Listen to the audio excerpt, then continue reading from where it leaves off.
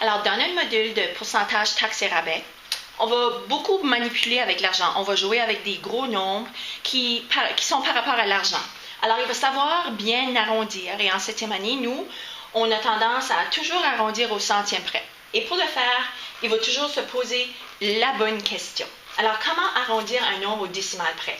Un peu exagéré comme stratégie, mais reste que tu risques de faire que peu d'erreurs si tu fais ta boîte et que tu te poses des bonnes questions. Alors justement, il faut reconnaître qu'on a des positions après la virgule ici. Alors les positions sont les dixièmes après la virgule, les centièmes et les millièmes.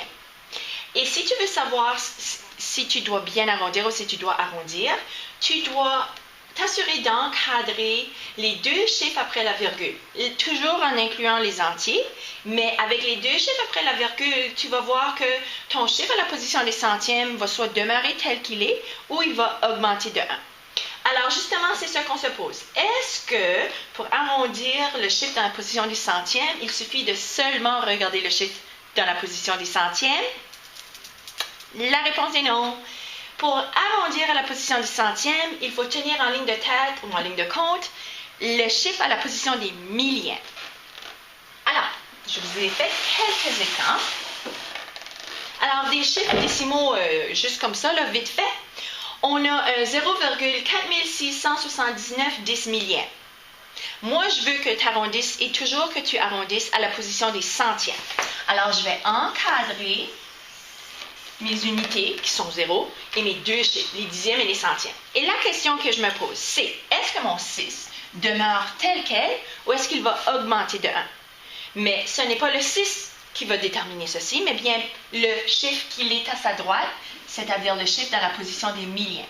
Si le chiffre à la droite est 5 ou plus, comme ici, on va voir notre chiffre dans la position des centièmes augmenter de 1.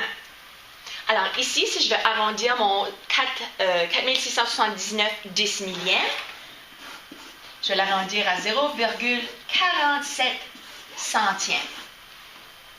Parce que mon 6 a augmenté du 1, mon 6 a augmenté de 1 grâce à mon 7.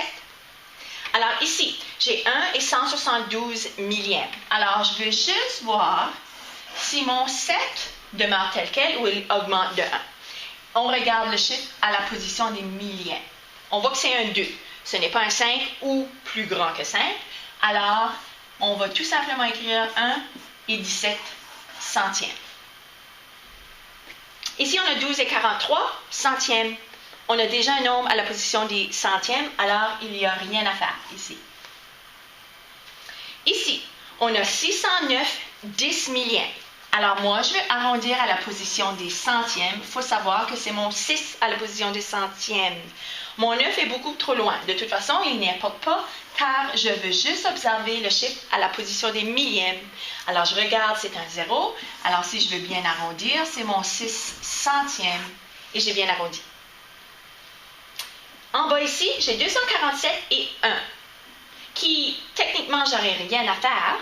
Mais si on parle d'argent, il faut savoir qu'on a affaire avec des cents, on a affaire avec des centièmes. Alors, si jamais tu fais un calcul et voilà ta réponse, tu ne peux pas tout simplement dessiner ton signe de dollar. On ne parle pas comme ça. Lorsqu'on écrit, on peut toujours faire appel au zéro. Alors, si on veut un chiffre à la position des centièmes et il n'y en a pas, tu as la permission et même que tu dois ajouter un 0 afin de pouvoir lire 247 $ et 10 sous.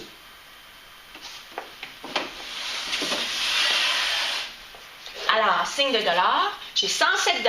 À l'occasion, lorsque tu vas faire des calculs, tu vas voir que la calculatrice ne va pas arrondir pour toi. Alors, c'est à toi de le faire.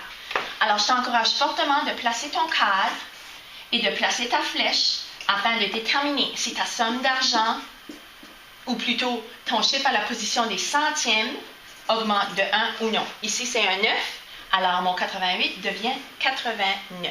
Alors, 107 $ et 89 sous.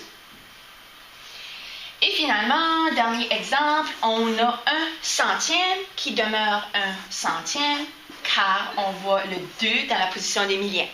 Alors, mon 1 reste pareil.